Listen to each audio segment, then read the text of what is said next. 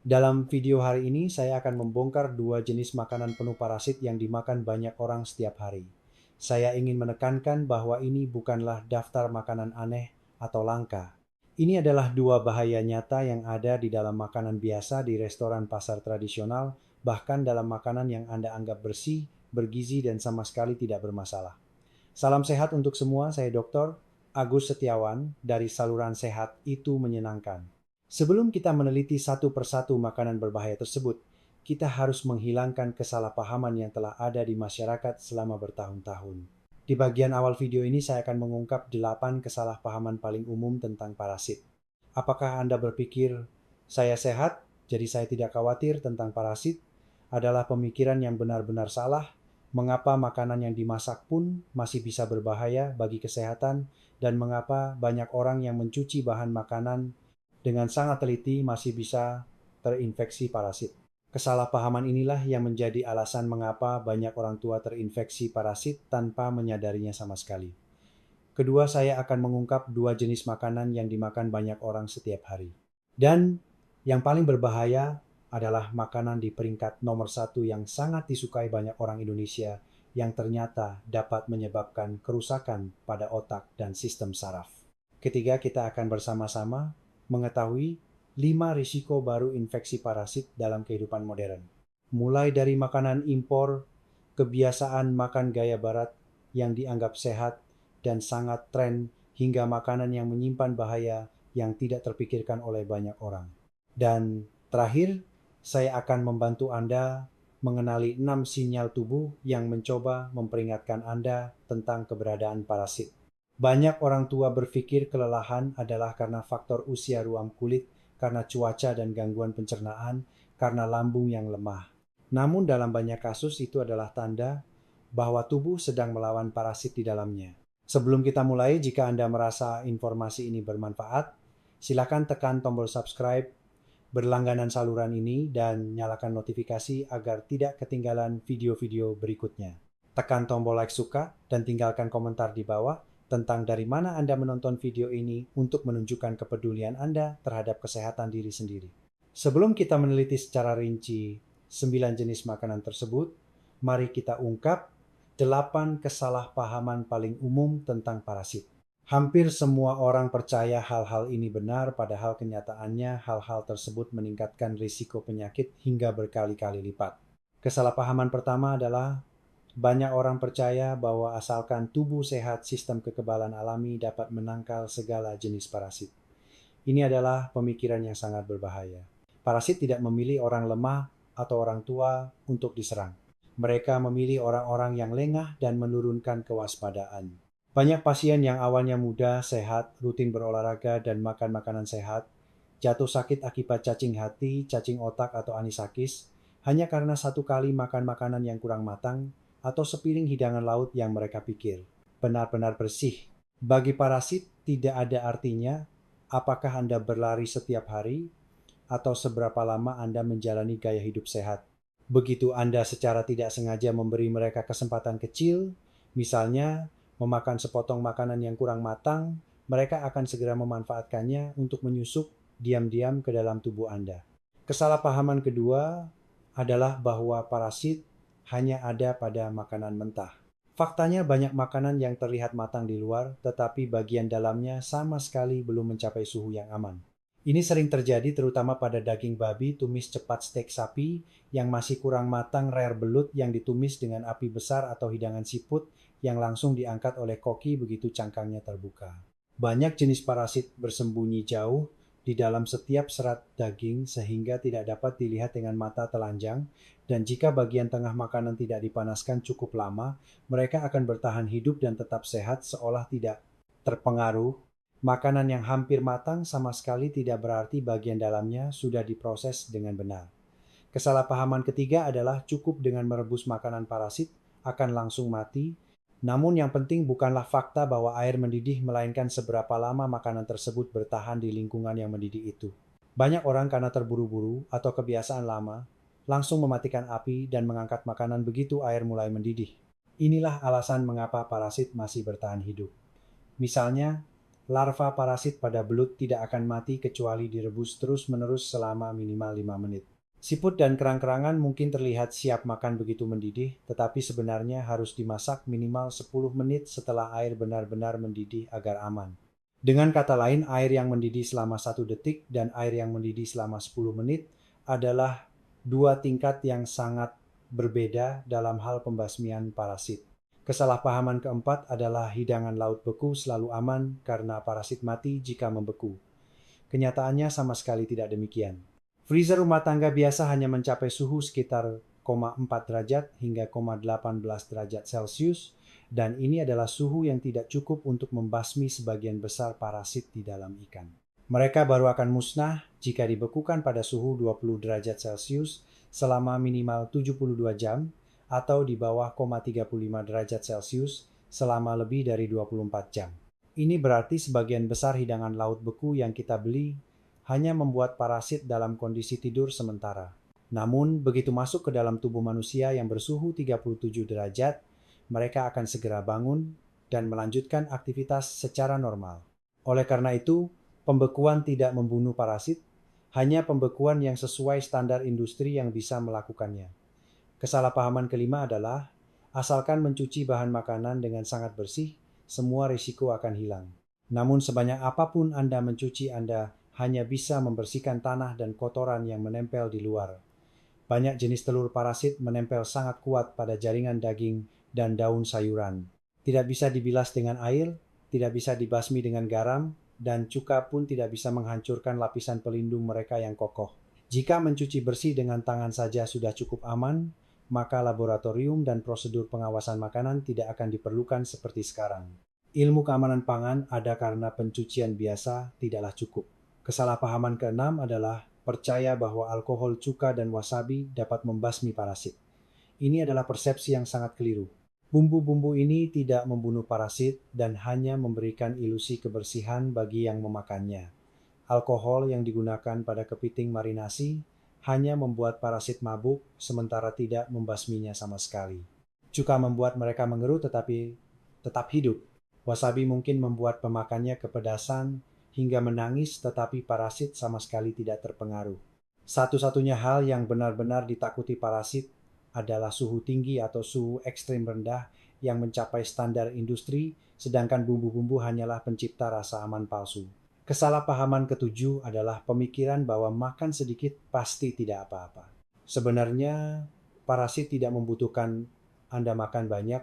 1 ekor cacing dewasa, 1 ekor larva, atau bahkan 1 telur parasit saja sudah cukup untuk menyebabkan penyakit berbahaya seperti cacing hati, cacing mata sistis, serkosis infeksi, cacing pita babi, atau meningitis akibat parasit. Parasit tidak butuh jumlah banyak, mereka hanya butuh 1 kesempatan untuk menyusup ke tubuh Anda, dan begitu masuk akibatnya bisa berlangsung selama bertahun-tahun. Kesalahpahaman terakhir adalah banyak orang berpikir jika mereka terinfeksi parasit tubuh akan segera membunyikan alarm. Namun parasit tidak beraksi seheboh di film. Mereka berkembang biak secara diam-diam dan menyerang tubuh secara perlahan. Banyak jenis parasit dapat hidup di dalam usus selama 5 hingga 10 tahun tanpa menimbulkan gejala yang jelas. Mereka bisa membuat tubuh anemia, lemah, dan lelah, tetapi pasien salah mengira dirinya sedang stres atau kurang tidur. Beberapa jenis lain menyusup ke hati, paru-paru, atau bahkan otak, tetapi pada tahap awal tidak menimbulkan rasa sakit. Ketika pasien menyadarinya, biasanya kerusakan sudah terjadi dan sangat sulit untuk pulih sepenuhnya. Setelah mengupas 8 kesalahpahaman terbesar tentang parasit, sekarang saya akan mengungkap 2 kelompok makanan penuh parasit yang berbahaya yang dimakan banyak orang setiap hari. Daftar ini diurutkan dari tingkat rendah ke tingkat tinggi dan saya yakin setidaknya 2 atau 3 di antaranya mungkin baru saja Anda makan tanpa sadar. Dan kita akan mulai dari peringkat ke-9. Makanan yang terlihat biasa, bahkan dianggap alami dan sehat, tetapi menyimpan banyak bahaya yang tidak terpikirkan oleh banyak orang, jamur dan sayuran liar. Alami tapi belum tentu aman. Banyak orang masih percaya bahwa jamur liar atau sayuran liar adalah hadiah murni dari alam, minim bahan kimia dan bebas pestisida sehingga lebih sehat daripada sayuran budidaya biasa. Namun justru sifat alami inilah yang menjadikannya sarang ideal bagi parasit. Permukaan jamur liar memiliki sangat banyak celah mikroskopis seperti kantung-kantung kecil yang tidak bisa kita lihat dengan mata telanjang. Celah-celah inilah tempat telur parasit kutu dan cacing gelang menempel dan bersarang. Walaupun Anda mencucinya di bawah keran air, mereka tidak akan mudah hanyut. Bahkan membilas cepat dengan air lebih mirip memandikan mereka dengan segar daripada benar-benar membersihkannya. Bukan hanya jamur sayuran liar yang tumbuh di kawasan hutan tepi sungai dan pinggir kolam juga berisiko tinggi terinfeksi parasit. Alasannya adalah air hujan, asam limbah, industri, dan air tercemar yang mengalir dari tanah membuat tanah dan sumber air di wilayah liar tidak lagi sebersih dulu. Telur parasit sangat mudah menempel pada daun batang dan akar sayuran liar, dan jika tidak diolah dengan hati-hati, mereka akan langsung masuk ke dalam tubuh orang yang memakannya.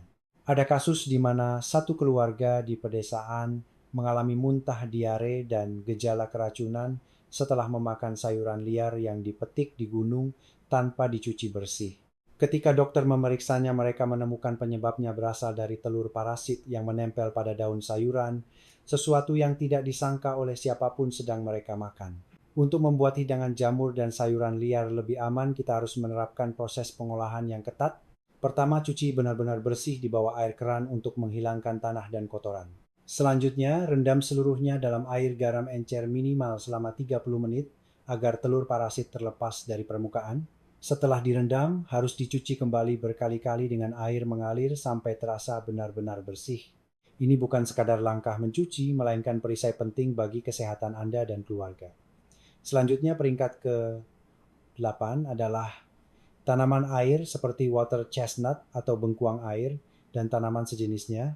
Makanan masa kecil namun menyembunyikan bahaya yang senyap.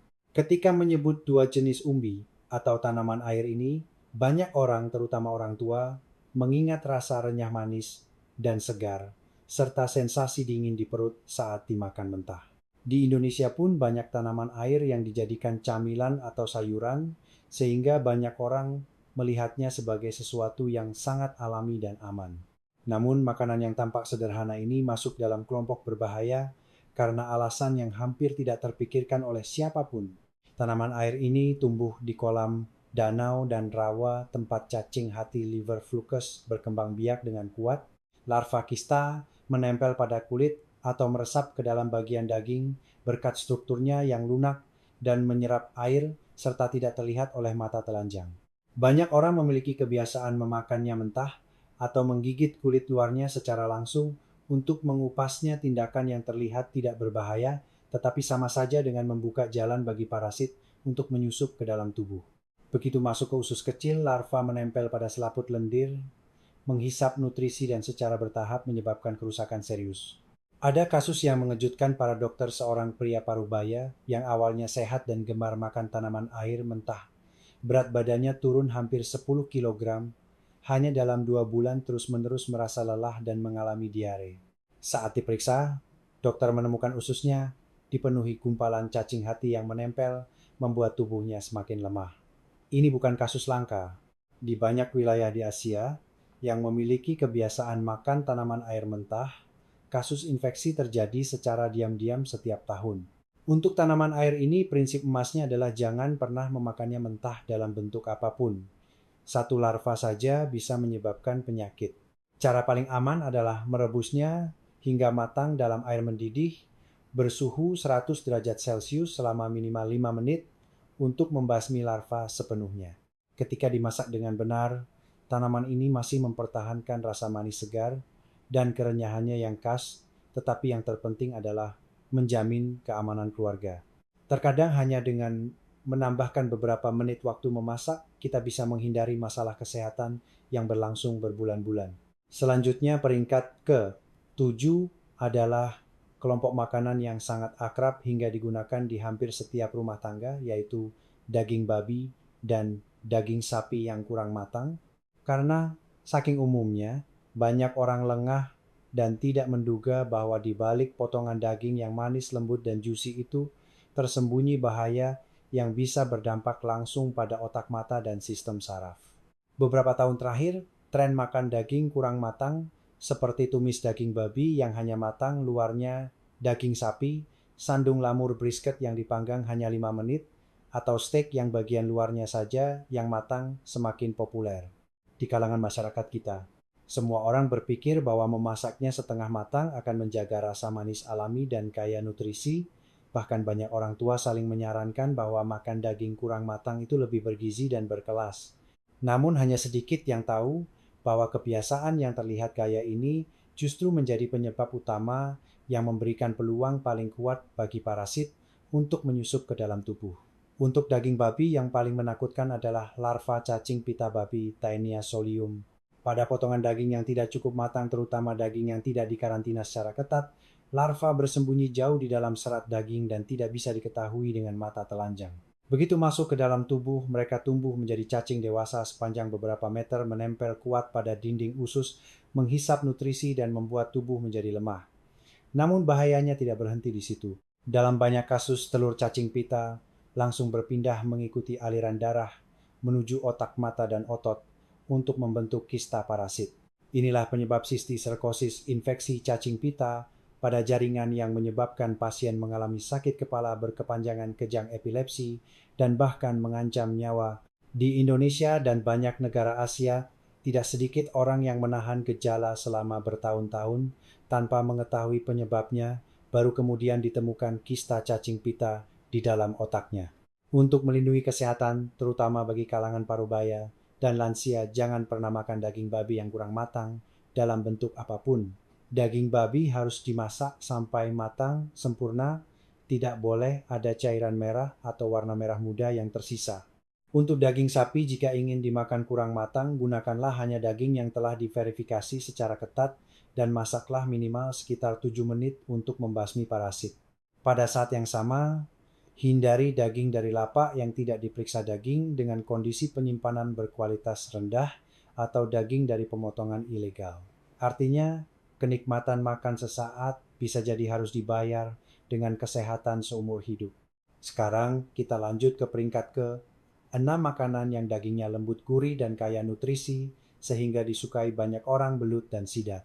Meski biasanya dianggap bergizi, hewan-hewan ini menyembunyikan bahaya besar dari parasit Gnatostoma cacing berduri parasit yang bertahan hidup dengan kuat dan dapat menyebabkan kerusakan serius saat menyusup ke dalam tubuh. Banyak survei di Asia mencatat tingkat infeksi Gnatostoma pada belut dan sidat mencapai 70 hingga 80%. Yang mengkhawatirkan adalah kebiasaan memasak yang umum di banyak keluarga dan restoran. Belut biasanya ditumis cepat dengan api besar untuk menjaga tekstur yang lembut dan licin.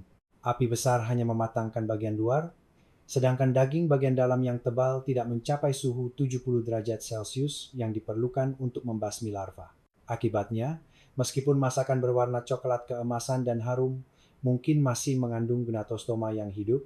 Tidak seperti banyak parasit yang hanya menempel di usus Gnatostoma, memiliki kecenderungan berpindah ke seluruh tubuh.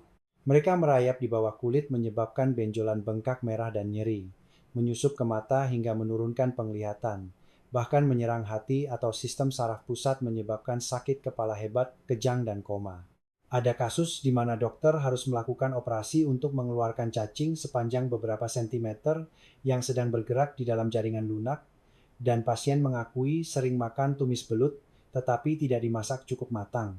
Kasus seperti ini tidak jarang terjadi, dan semuanya berawal dari makan belut yang hanya matang di luar. Untuk menjamin keamanan, terutama bagi orang tua, satu-satunya cara adalah memasaknya hingga matang sempurna. Iris tipis belut atau sidat agar panas meresap merata dan rebuslah dalam air mendidih bersuhu 100 derajat Celcius selama minimal 5 menit sebelum ditumis atau diolah lebih lanjut. Masakan mungkin akan sedikit kehilangan tekstur licinnya, tetapi sebagai gantinya Anda bisa tenang mengetahui semua parasit telah hilang. Terkadang sedikit mengalah pada rasa bisa menghindarkan kita dari risiko kesehatan besar di kemudian hari. Dan peringkat ke-5 dari makanan penuh parasit berbahaya yang dimakan banyak orang setiap hari adalah katak dan reptil.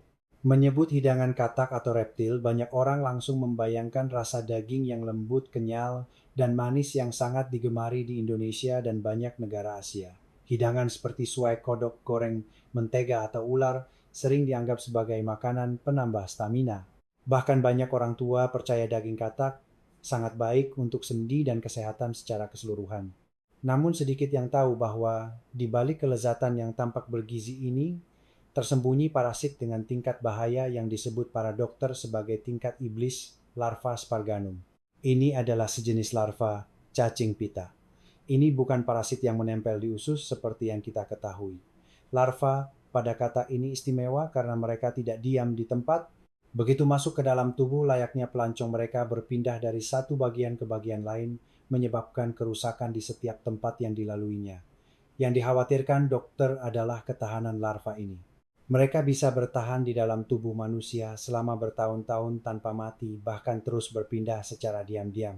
Jika Anda memakan daging katak yang tidak dimasak cukup matang larva, ini akan langsung masuk ke saluran pencernaan, lalu dari sana menembus ke jaringan lunak, otot, mata, bahkan otak. Ada banyak kasus yang membuat para ahli merinding. Sebuah kasus yang tercatat di Taiwan menimpa seorang pria yang sering makan hotpot katak tetapi punya kebiasaan memakannya saat dagingnya masih agak kurang matang. Beberapa waktu kemudian ia merasakan ada sesuatu yang menggeliat di paha bagian dalamnya bengkak dan sakit yang tak terlukiskan. Saat dibedah, dokter terkejut melihat cacing Sparganum sepanjang hampir 10 cm merayap di antara serat otot. Itu belum yang paling menakutkan. Beberapa pasien lain mengalami invasi larva katak ke otak, menyebabkan sakit kepala parah, kejang, gangguan penglihatan, bahkan koma. Begitu kerusakan saraf terjadi, kemungkinan untuk pulih sepenuhnya sangatlah kecil. Orang tua, ibu hamil, anak-anak, dan orang dengan sistem kekebalan lemah adalah kelompok berisiko paling tinggi jika memakan daging katak yang kurang matang.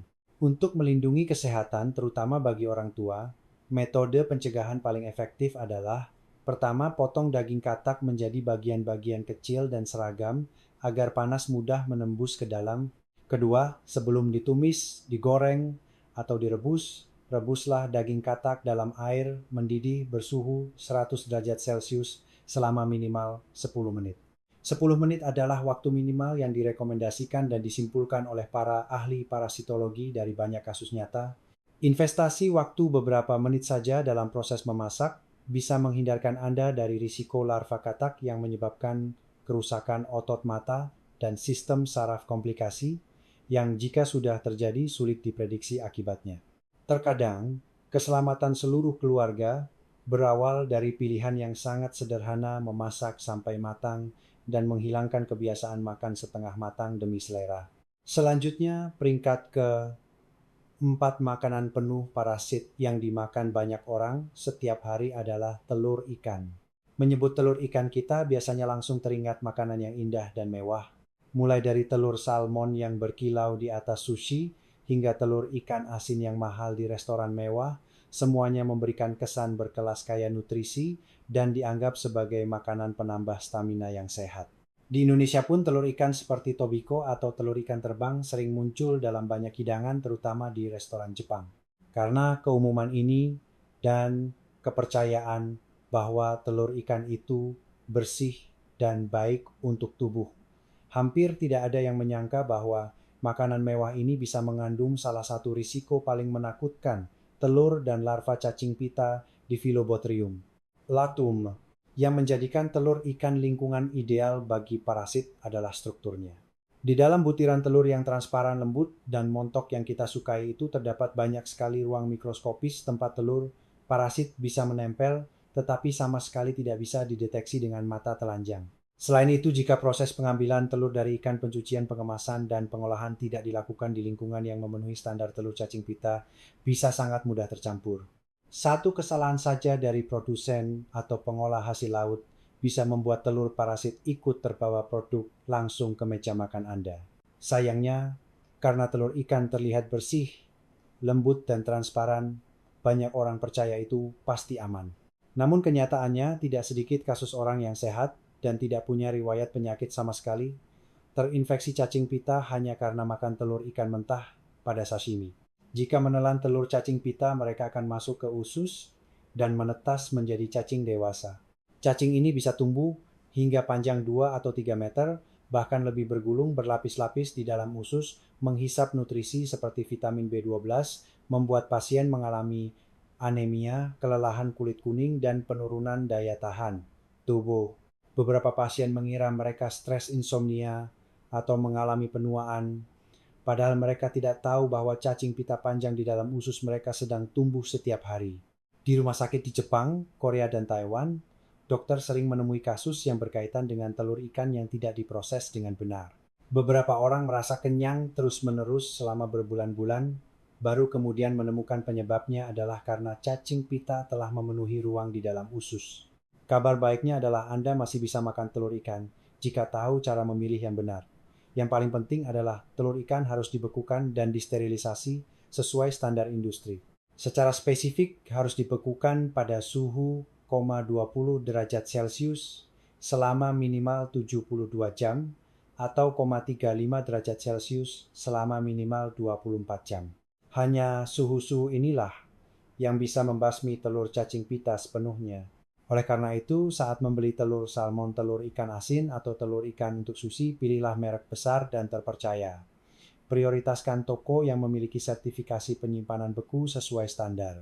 Hindari telur ikan yang dijual eceran asal-usulnya tidak jelas dan tanpa label, terutama bagi orang tua karena sistem kekebalan tubuh lebih lemah, harus lebih berhati-hati saat makan telur ikan mentah. Terkadang, membayar sedikit lebih mahal untuk produk berkualitas adalah investasi bagi kesehatan Anda dan keluarga. Sekarang makanan berbahaya penuh parasit di peringkat ke-3, yang masih sangat disukai banyak orang Asia, termasuk kita, namun menyimpan bahaya yang tak terbayangkan kepiting marinasi seperti gejang dan udang mentah. Dalam budaya kuliner Asia Timur, kepiting dan udang marinasi adalah makanan tradisional yang punya sejarah panjang.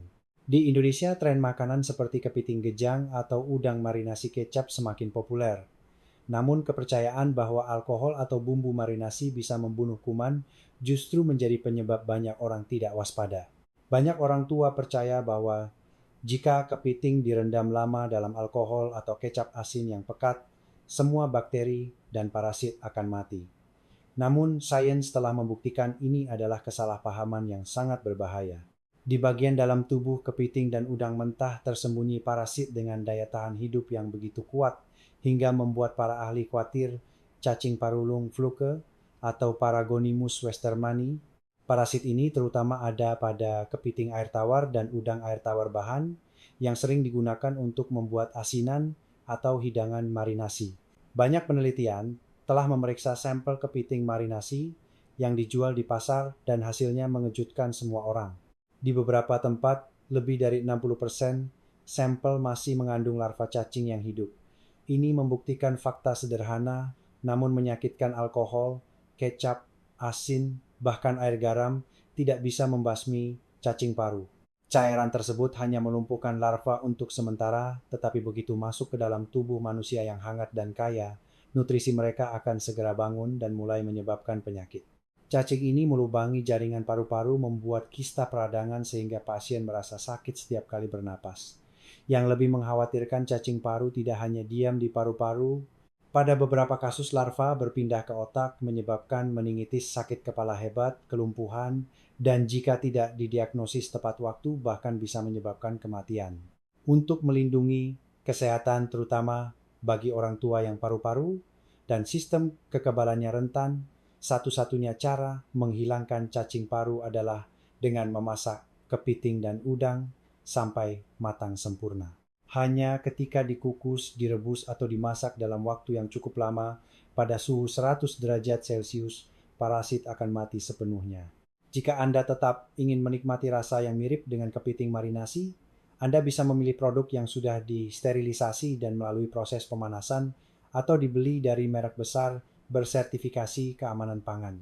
Jangan pernah makan kepiting atau udang yang masih hidup yang hanya direndam alkohol, direndam kecap, atau digarami sebentar. Selezat apapun rasanya, tidak ada rasa yang pantas ditukar dengan paru-paru kesehatan otak dan nyawa kita. Sekarang makanan penuh parasit berbahaya peringkat ke-2. Makanan ini ada di mana-mana, dari restoran Jepang mewah di Jakarta hingga warung makan lokal. Bahkan banyak orang menganggap ini makanan bersih, segar, dan kaya omega-3 serta memakannya secara rutin setiap minggu.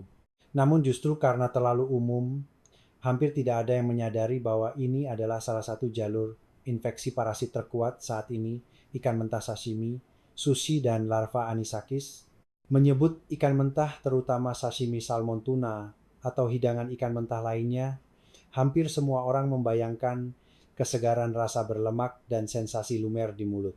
Ini bukan hanya makanan populer, tetapi bagi banyak orang, ini adalah simbol hidangan sehat. Karena preferensi rasa inilah sedikit yang tahu bahwa di dalam potongan sashimi yang indah itu bisa terdapat parasit menakutkan bernama anisakis. Anisakis dianggap sebagai pembunuh dalam kegelapan di dunia hidangan laut mentah. Daya tahan hidup mereka begitu kuat hingga mengejutkan dunia medis. Mereka bisa bertahan hidup di dalam daging ikan meskipun dicuci bersih, diasinkan, direndam cuka, bahkan direndam bumbu yang kuat. Wasabi, bumbu khas sashimi, juga tidak bisa membunuh mereka. Singkatnya, sebanyak apapun direndam cuka dan sebanyak apapun dicocol wasabi, mereka tetap hidup, dan begitu masuk ke dalam tubuh, anisakis tidak akan diam. Mereka akan berusaha menembus dinding lambung, menggigit, dan mencoba menempel. Serangan inilah yang menyebabkan sakit perut hebat, mual, muntah, dan nyeri kram seperti perut diiris pisau. Banyak pasien yang kesakitan hingga tidak bisa berdiri tegak dan harus dilarikan ke UGD. Sebuah kasus tipikal tercatat di Hong Kong. Seorang pemuda makan sashimi salmon beberapa kali sebulan. Suatu malam, ia harus ke rumah sakit karena sakit perut yang teramat sangat. Saat dilakukan endoskopi, dokter melihat beberapa ekor cacing putih panjang merayap di dinding lambung dan beberapa sudah menembus jauh ke dalam jaringan lambung, menyebabkan peradangan. Gambar ini tersebar luas di dunia medis dan membuat banyak orang berpikir ulang tentang kebiasaan makan sashimi terlalu sering. Kabar baiknya adalah Anda tidak perlu sepenuhnya berhenti makan sashimi. Sangat banyak orang yang menyukai makanan ini, dan jika tahu cara memilih yang benar, Anda masih bisa aman. Ingatlah 3 prinsip emas ini. Pertama, makanlah sashimi hanya di restoran besar dan terpercaya yang memiliki sertifikasi bahwa ikan mereka telah dibekukan sesuai standar. Tempat-tempat seperti ini biasanya mematuhi regulasi dengan ketat. Kedua, tanyakan langsung pada restoran, apakah ikan ini sudah dibekukan sesuai standar 20 derajat Celcius? Pertanyaan ini sangat wajar dan semakin disarankan oleh komunitas medis. Ketiga, jangan membuat sashimi di rumah dari ikan yang dibeli di supermarket biasa, kecuali kemasannya secara jelas mencantumkan standar pembekuan pembasmi parasit, terutama bagi orang tua, orang yang mudah sakit maag, dan orang dengan kekebalan tubuh rendah harus lebih berhati-hati dari sebelumnya saat makan ikan mentah. Sedikit lebih bijak mengeluarkan uang bisa menghindarkan Anda dari hari-hari menyakitkan di rumah sakit. Dan akhirnya kita sampai pada peringkat 1, daftar makanan penuh parasit. Ini adalah makanan yang sering dikonsumsi di banyak keluarga, terutama saat acara makan-makan di restoran seafood pinggir pantai atau kumpul keluarga di akhir pekan. Banyak orang tua menyukai makanan ini karena percaya hidangan laut alami itu bersih dan harus hidup agar rasanya tetap manis. Namun, para dokter ahli parasitologi sepakat, ini adalah risiko paling menakutkan yang menyebabkan kerusakan langsung pada otak dan sistem saraf. Makanan itu adalah siput dan kerang-kerangan. Siput dan kerang adalah makanan yang sangat akrab dalam kuliner kita. Baik itu kerang darah rebus tutut siput sawah pedas, atau kerang hijau saus padang, ini semua adalah hidangan umum lezat dan disukai banyak orang. Namun karena kegemaran inilah hampir tidak ada yang tahu bahwa siput dan kerang adalah inang perantara yang sempurna bagi parasit paling menakutkan dalam daftar ini, cacing paru tikus Angiostrongyllus cantonensis. Namanya mungkin terdengar asing, tetapi akibat yang ditimbulkannya sangat dekat dan sangat serius. Parasit ini menyerang langsung otak, sumsum tulang belakang, dan sistem saraf pusat. Begitu menyusup, ia menyebabkan penyakit langka, namun sangat berbahaya, meningitis eosinofilik. Tidak seperti banyak parasit yang hanya menyebabkan sakit perut atau gangguan pencernaan, cacing paru tikus merusak organ manusia yang paling penting. Jika masuk ke dalam tubuh melalui daging siput yang kurang matang, larva akan langsung bergerak mengikuti aliran darah menuju otak dan sumsum tulang belakang, di mana kerusakan apapun akan meninggalkan efek jangka panjang. Gejalanya meliputi sakit kepala hebat seperti dipukul palu, leher kaku dan sulit menunduk, kulit mati rasa, dan kelumpuhan seluruh tubuh, mual, pusing, gangguan saraf, bahkan kelumpuhan separuh badan, hilang ingatan atau kematian. Yang lebih menakutkan jika larva mati di otak, ia akan menyebabkan peradangan parah dan kerusakan yang tidak bisa pulih sepenuhnya, agar bisa menikmati hidangan siput tanpa menghadapi risiko kerusakan saraf. Ingatlah prinsip-prinsip berikut. Pertama, jangan pernah makan siput mentah atau salad siput mentah. Tidak peduli seberapa segar restoran menjaminnya, itu tidak aman. Kedua, rebuslah siput dalam air bersuhu 100 derajat Celcius selama minimal 10 menit setelah air mulai mendidih. Ini adalah standar keamanan minimal. Ketiga, jangan makan siput di tempat dengan kebersihan buruk, warung pinggir jalan yang tidak higienis, atau lapak yang tidak diperiksa. Keempat, orang tua anak-anak dan ibu hamil harus sangat berhati-hati. Tidak ada makanan enak yang sebanding dengan fungsi otak ingatan dan kecerdasan yang menampung kehidupan Anda. Sekarang, setelah Anda memahami dengan jelas bahwa parasit tidak sesederhana yang kita pikirkan, muncul pertanyaan yang sangat wajar. Lantas di zaman sekarang, di mana lagi kita bisa bertemu parasit? Apakah sama seperti dulu? Jawabannya sama. Sekali tidak lagi sama. Dunia telah berubah, cara kita makan telah berubah, sumber makanan telah berubah, dan lingkungan hidup juga berubah. Perubahan inilah yang membuat parasit modern menjadi lebih licik, lebih kompleks, dan lebih sulit diprediksi. Oleh karena itu, saat ini juga saya akan mengungkap 5 risiko infeksi parasit yang benar-benar baru, risiko yang tidak pernah dihadapi generasi sebelumnya, tetapi harus kita hadapi setiap hari, yang terkadang tidak kita sadari sama sekali. Risiko pertama adalah makanan impor murah, yang pengendalian kualitasnya tidak ketat. Perdagangan global membuat makanan berpindah dari satu negara ke negara lain dengan sangat cepat, sehingga kita tidak punya waktu untuk mengetahui dari mana asalnya, bagaimana peternakannya, dan apakah sudah dikarantina dengan benar. Banyak jenis hidangan laut, beku daging beku, dan sayuran impor membanjiri pasar dengan harga sangat murah, tetapi tidak melalui prosedur pemeriksaan parasit yang ketat. Yang mengkhawatirkan adalah setiap negara memiliki ekosistem parasit yang berbeda. Parasit yang tidak berbahaya di satu tempat bisa menjadi monster nyata jika masuk ke tubuh manusia di tempat lain. Kita telah melihat kasus infeksi parasit yang berasal dari ikan laut Eropa Utara, daging impor Amerika Selatan, hingga sayuran beku dari wilayah tropis. Jika sumber makanan lepas dari kendali kita, bukan sekadar makan, tetapi mungkin sedang memasukkan makhluk yang belum pernah ditemui tubuh, yang tubuh tidak tahu cara melawannya, dan tidak memiliki kekebalan terhadapnya. Risiko kedua adalah penyebaran tren makan makanan mentah dan setengah matang ala Jepang ke seluruh dunia. Sepanjang sejarah, belum pernah orang makan makanan mentah sebanyak sekarang. Sushi, sashimi, tiram mentah, steak rare, telur mentah, salad salmon telah menjadi makanan favorit tidak hanya anak muda, tetapi juga kalangan parubaya. Namun kebanyakan orang hanya melihat sisi gaya dan kemewahan dari makanan ini, melupakan bahwa di balik sepotong ikan terdapat banyak risiko larva, anisakis, telur cacing, pitakista cacing, dan bakteri tahan panas. Makanan mentah awalnya digunakan orang Jepang dengan kondisi yang sangat ketat, mulai dari penangkapan, penyimpanan, pembekuan, hingga pengangkutan. Namun ketika makanan itu menyebar ke seluruh dunia, tidak semua toko memenuhi standar seperti di Jepang. Ini menyebabkan risiko infeksi parasit meningkat drastis di banyak negara Asia termasuk Indonesia. Sepotong ikan yang tidak diproses dengan benar saja sudah cukup bagi parasit untuk segera masuk ke lambung, menembus selaput lendir, membuat fokus peradangan, bahkan berpindah ke organ lain. Risiko ketiga datang dari perjalanan internasional yang lebih umum dari sebelumnya.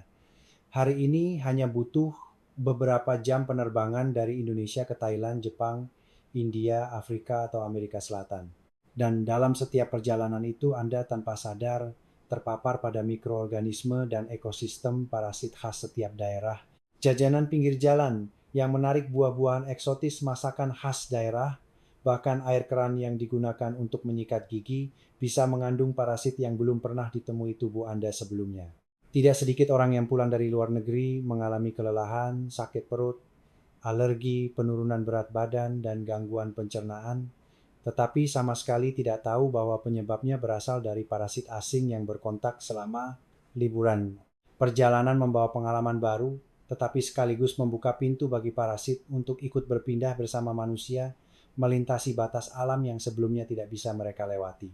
Risiko keempat muncul dari makanan olahan namun salah penyimpanan. makanan kaleng ham sosis ikan berbumbu nampan salad, dan makanan siap saji di supermarket semakin populer. Namun jika tidak disimpan pada suhu yang tepat, atau jika kedaluarsa lingkungan ideal bagi parasit cacing pita dan bakteri untuk berkembang biak pun tercipta, banyak orang percaya makanan olahan sudah diproses secara industri jadi pasti bersih.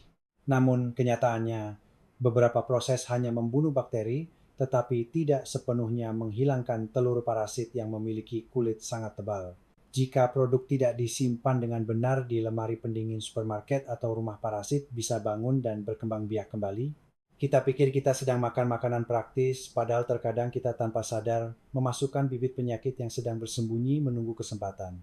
Risiko kelima adalah polusi lingkungan yang menjadikan sumber air sebagai habitat bagi banyak parasit yang belum pernah dilihat generasi sebelumnya.